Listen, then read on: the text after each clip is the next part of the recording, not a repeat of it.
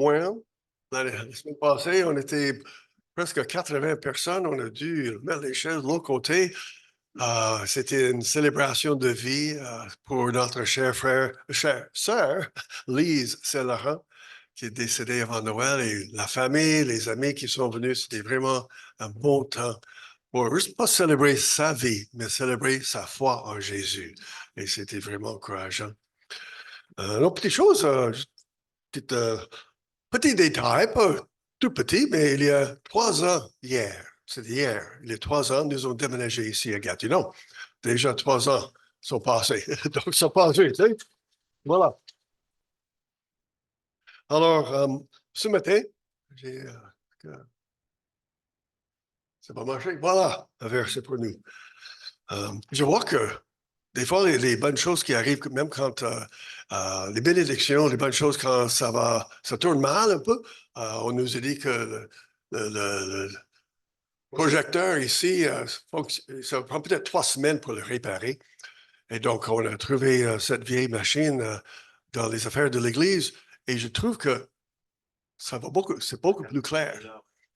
C'est beaucoup plus lisible que la machine qui est en haut, là. Donc, on en parlera. Je ne sais pas si on va continuer avec ou non, mais je trouve que c'est beaucoup plus clair. Oui, oui, c'est ça. Donc, voilà. Un bien pour un mal, comme on dit. Nous nous rappelons sans cesse devant Dieu notre Père, votre foi agissante, votre amour actif et votre persévérance soutenue par votre espérance en notre Seigneur Jésus-Christ. On parle de la foi, leur foi agissante, leur amour actif et leur persévérance, mais la partie du verset que je veux souligner et qu'on va regarder de près ce matin, la dernière partie, votre persévérance soutenue par votre espérance en Jésus-Christ. Votre espérance en Jésus. Ça, c'est le sujet ce matin. L'espérance chrétienne, c'est un peu le suivi de ce que je vous ai partagé autour de la table du Seigneur. Un sujet bien connu, on entend parler souvent, mais on a besoin d'entendre souvent les mêmes vérités des fois. C'est facile à oublier. Par une compréhension saine de cette vérité, de l'espérance que nous avons en Jésus, ça va nous aider à persévérer fidèlement et joyeusement à travers nos vies quotidiennes. Persévérance soutenue par votre espérance en Jésus. Donc, notre espérance est fondée sur la personne de Jésus-Christ. Et cette espérance fondamentale, et c'est fondamental comme on va voir, grâce à cela, nous pouvons faire face aux réalités de la vie. J'ai un petit mot sur les définitions de le mot espoir et espérance. Et merci Daniel pour m'avoir aidé, éclairé sur les nuances de cela. En anglais, il y a juste le mot hope. Mais en français, on a 2 mots, espoir et espérance. Et l'espoir est le fait d'attendre ou désirer quelque chose de meilleur pour soi ou pour les autres. Peut être considéré comme une émotion. J'espère travailler, j'espère partir en vacances, j'espère avoir de la bonne santé, n'est-ce pas? Espoir. L'espérance, la nuance est plutôt vers la vie en général. C'est une confiance désintéressée en l'avenir. L'espoir, c'est plus fait référence à la vie quotidienne. Tandis que l'espérance fait référence au futur, au sens de la vie, à l'avenir. L'espérance chrétienne est fondamentale à notre compréhension du monde. On appelle ça en anglais le world view. Comment on voit le monde, notre compréhension de la vie, pourquoi l'homme est ici, d'où on vient, où on s'en va, les valeurs fondamentales pour la vie, notre compréhension de ce monde. Alors, l'espérance chrétienne fait partie de cela, c'est une partie intégrale. Elle va déterminer notre compréhension de tout ce qui se passe autour de nous. Pour le chrétien, la vie humaine est beaucoup plus que cette vie terrestre, notre vie temporaire sur la terre. Il y a un Dieu créateur qui règne, le Tout-Puissant, qui est juste et saint. Un Dieu qui se révèle comme un Dieu d'amour, de compassion, de grâce, qui a révélé son amour par Jésus-Christ, son Fils, qui est venu parmi nous. Des vérités fondamentales de la foi chrétienne que vous connaissez très bien, mais importantes à souligner parce qu'elles font partie de notre compréhension de l'espérance chrétienne. L'apôtre Paul, en écrivant aux Colossiens, au sujet du plan de Dieu, le plan de Dieu de réconcilier le monde avec lui par la foi en Jésus-Christ, a dit ceci. Dieu nous a voulu faire connaître quelle est la glorieuse richesse de ce mystère parmi les païens, savoir Christ en nous, l'espérance de la gloire. Voilà ce mystère, le plan de Dieu qui est tellement grand, qui dépasse la compréhension humaine. Christ en nous, Christ en vous, l'espérance de la gloire. Donc, notre espérance est fondée complètement sur Jésus. Jésus qui est venu parmi nous, qui a connu la vie humaine dans tous ses aspects. Jésus qui est mort sur la croix, qui est ressuscité, qui est monté au ciel et qui promis 2 jours va revenir pour que nous puissions passer l'éternité avec lui. Ça, c'est l'espérance que nous avons. L'apôtre Pierre, en écrivant aux chrétiens qui passaient par des vraies persécutions, quand on regarde l'histoire, les persécutions assez difficiles, terribles.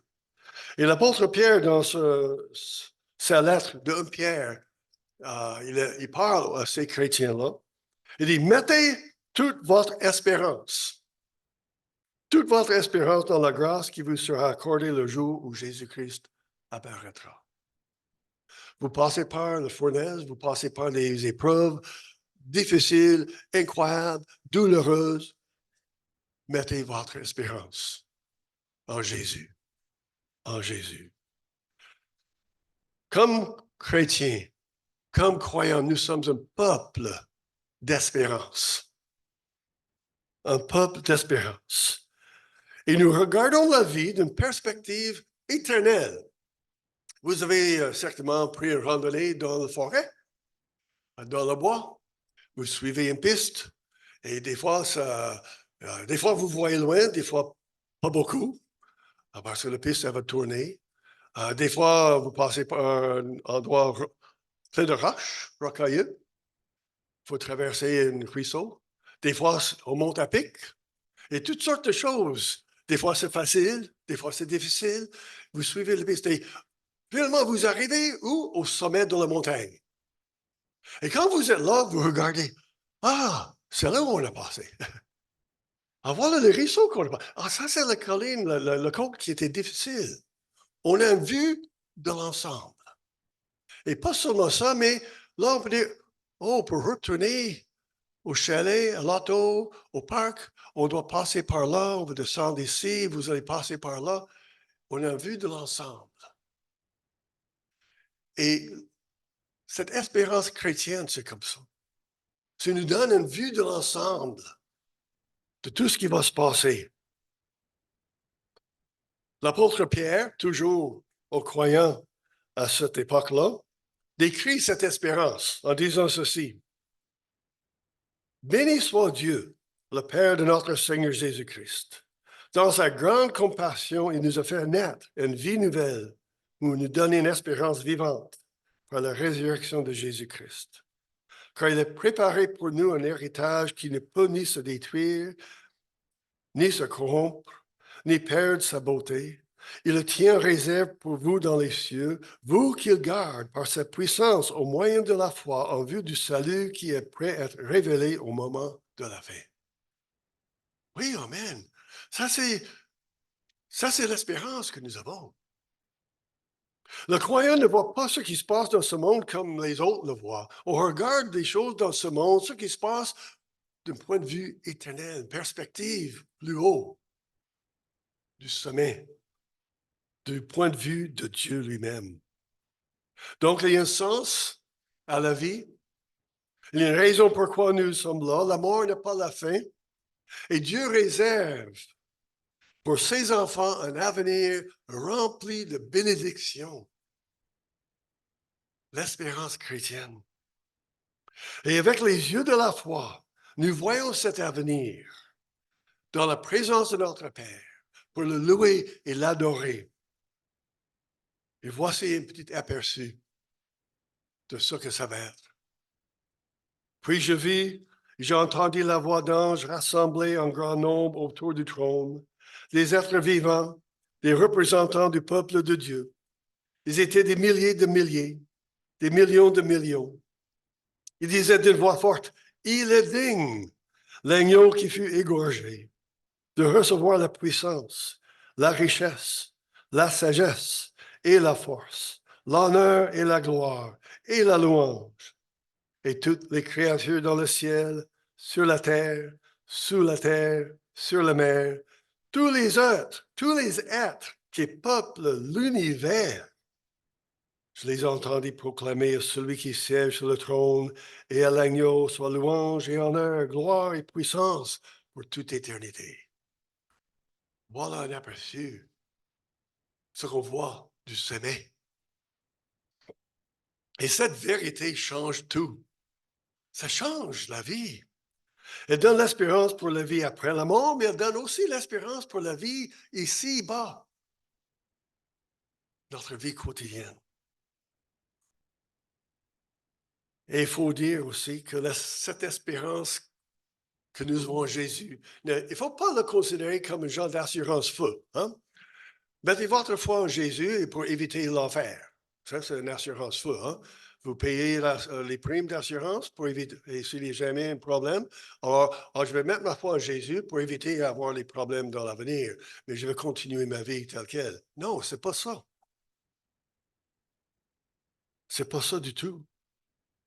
Grâce à cette espérance en Jésus, nous pouvons faire face à la réalité de la vie avec confiance et en paix. Psaume 39. Ô Éternel, fais-moi savoir quand finira ma vie. Quel est le nombre de mes jours, afin que je sache à quel point ma vie est éphémère. Vois si mes jours sont limités, que tu leur as donné la largeur d'une main. Oui, devant toi, la durée de ma vie n'est vraiment presque rien. Même s'il est debout, tout homme n'est que le souffle. Il va, il vient, ce n'est qu'une ombre. Son agitation, c'est du vent. Les biens qu'il amasse, c'est-il qui les recueillera? Dès lors, Seigneur, que puis-je attendre? Hey, c'est pas encourageant, hein? La dernière phrase est très encourageante. Mon espérance est toute en toi. Mon espérance est en toi. Dans notre monde, les gens autour de nous, est rempli des gens sans espoir qui s'inquiètent de leur avenir. Et il faut dire, on a des bonnes raisons pour s'inquiéter. Les problèmes mondiaux, la guerre Israël-Hamas en Ukraine, les conflits armés ailleurs en Afrique, Amérique du Sud, Asie, ça continue. Les tensions politiques, les crises et incertitudes économiques, les sinistres naturels, tremblements de terre, feux de forêt, inondations, ça continue, ça continue. On ajoute des problèmes personnels, les défis de la vie quotidienne, la santé, les finances, les relations brisées, les études, un auto qui tombe en panne. Hey, on ajoute tout cela. Il y a de quoi s'inquiéter, n'est-ce pas? Il y a beaucoup à craindre. Et encore, aujourd'hui, on entend parler d'un autre qu'on appelle l'anxiété climatique. Un reportage par Radio-Canada en décembre 2022 dit ceci qu'une étude menée par l'Université de Sherbrooke en 2021 auprès de 10 000 Québécois entre 18 et 24 ans. Okay? 10 000 jeunes adultes entre 18 et 24 ans, 49% présentaient des symptômes reliés à ce malaise qu'on appelle l'anxiété climatique ou l'éco-anxiété. Aux États-Unis, l'American Psychiatric Association reconnaît l'éco-anxiété comme un problème de société. En l'année 2022, l'Université Concordia organisait une conférence où des gens discutaient de leurs insécurités et frustrations liées à l'éco-anxiété. Et ce fut formé un organisme but non lucratif qui s'appelle Écomotion, qui offre du soutien et de l'accompagnement aux personnes qui ressentent du désespoir face au changement climatique. Ah oui, les choses qui se passent.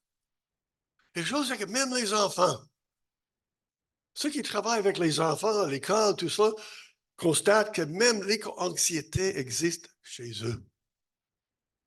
Il y a de quoi s'inquiéter. Pour les gens qui sont sans Christ, comme on dit, qui ne connaissent pas Jésus-Christ, ils n'ont pas vraiment le choix que mettre leur confiance dans des choses temporaires de ce monde. Succès personnel, si je peux réussir dans quelque chose, là, j'aurai la confiance et ça va bien aller. Ou le compte de banque, je vais mettre l'argent dans le compte de banque. Ou je vais améliorer ma connaissance sur certains sujets et ça va me rassurer. La technologie, ah oui, c'est la technologie qui va nous sauver.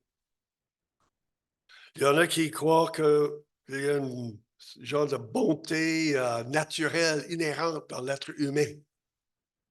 Que l'être humain, avec le temps, va progresser de mieux en mieux vers une meilleure vie. Il faut regarder aux nouvelles.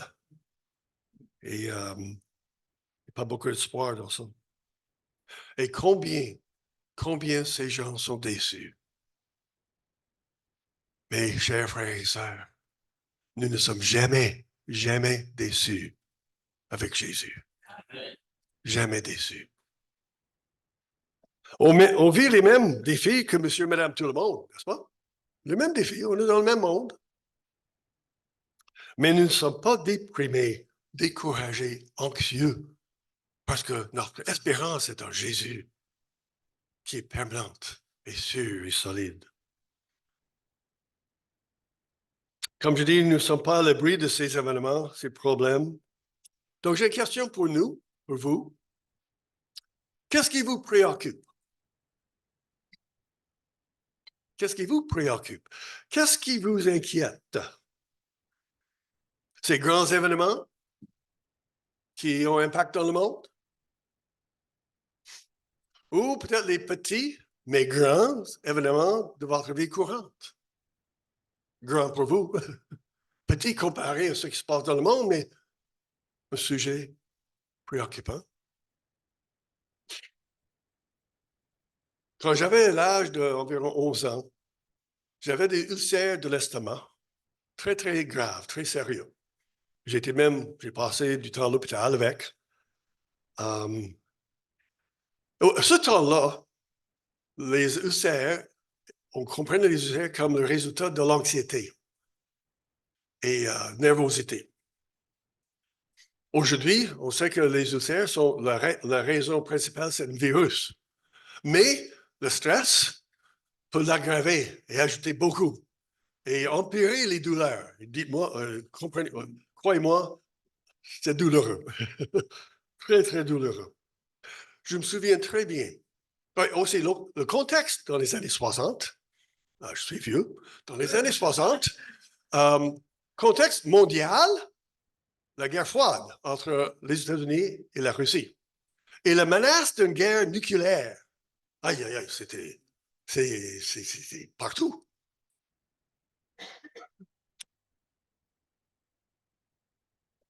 On avait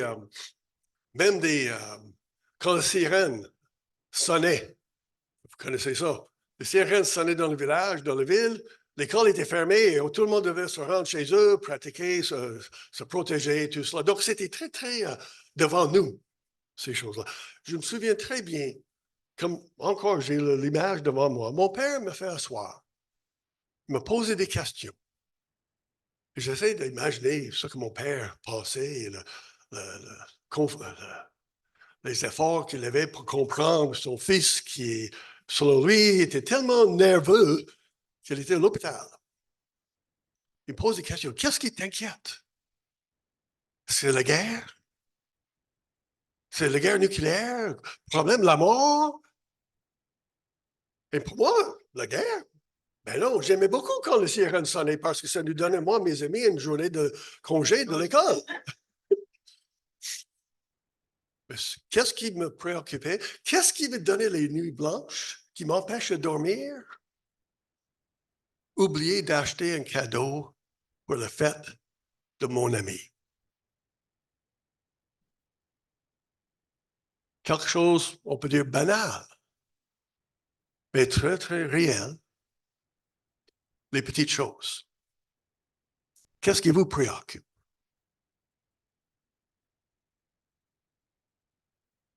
Qu'est-ce qui vous garde éveillé la nuit? Travail, l'argent, la famille, les études et plein de choses. Au milieu de ces réalités de la vie, c'est facile de baisser le regard, de perdre de vue la perspective éternelle, cette perspective que nous avons en Jésus. Et quand ça arrive, le résultat, c'est que ces inquiétudes, soit pour un avenir inconnu, ou soit pour un auto qui est brisé, un cadeau oublié d'acheter, les choses de la vie quotidienne, le résultat, c'est que ces inquiétudes vont nous dérober de la joie du Seigneur. Bonne nouvelle, bonne nouvelle. La même espérance que nous avons en Jésus-Christ pour l'avenir est la même espérance que nous pouvons avoir pour les affaires normales, même banales, de la vie courante. La vie présente, car c'est le même Dieu qui est fidèle. C'est le même Jésus qui règne. Et ce sont les mêmes promesses, soit pour l'un ou pour l'autre.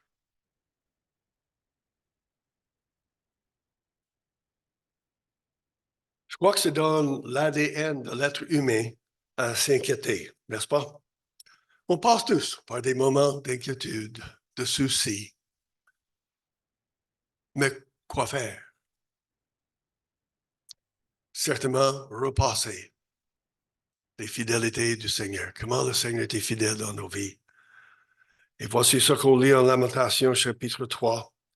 Voici la pensée que je me rappelle à moi-même, la raison pour laquelle j'aurai de l'espérance.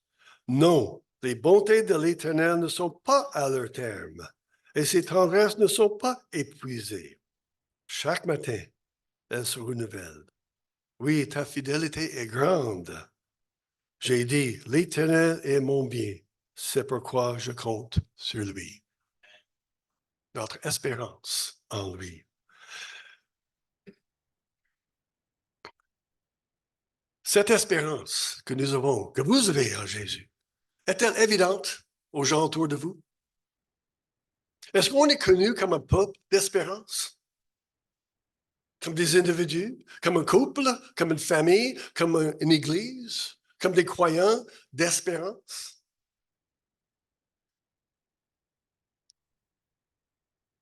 Ce monde qui est autour de nous, qui a tant besoin d'espoir et d'espérance.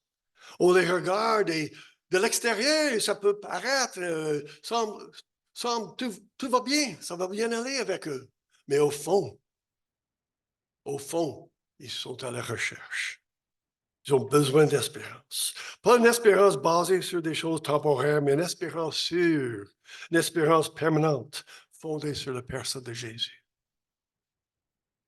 Le monde a besoin, pas seulement d'entendre, mais de voir l'espérance que nous avons en Jésus-Christ. C'est pourquoi, toujours, l'apôtre Pierre, encore ces mêmes gens qui étaient vraiment persécutés, si l'on vous demande de justifier votre espérance, soyez toujours prêts à la défendre avec humilité et respect. Est-ce qu'on voit en nous l'espérance que nous avons en Jésus? Et sommes-nous prêts à répondre et donner la raison pourquoi? Oui, notre espérance est fondée sur Jésus. Cette espérance fondamentale nous permet de revoir et vivre la vie avec ses hauts et ses bas, tout ce qui se passe, mais de manière joyeuse, avec la joie et la paix du Seigneur. Amen. Prenons juste quelques moments de réflexion personnelle. Prière. Moi, je vais terminer avec la prière, mais quelques moments de réflexion personnelle pour permettre au Saint-Esprit de continuer à son œuvre dans nos vies. Amen.